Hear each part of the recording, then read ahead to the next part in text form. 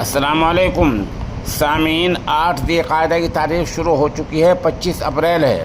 خبر کا عنوان ہے ایران کا وفد امریکی نمائندوں سے ملے بغیر ہی واپس ہو گیا ہے۔ خبر سنیے تفصیل سے۔ ایران سے ایک اعلیٰ سطحی وفد آج پاکستان آیا اور اپنی بات پاکستان کو بتا کر امریکی وفد کے پاکستان آنے سے پہلے ہی اسلام آباد سے واپس چلا گیا۔ اسی کے مد نظر امریکہ نے اپنے وفد کو بیچ راستے سے ہی واپس بلا لیا ہے۔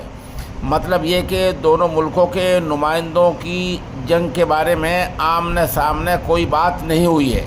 خبروں میں بتایا گیا ہے کہ بات چیت کا راستہ بھی باقی ہے اور دروازہ کھلا ہوا ہے۔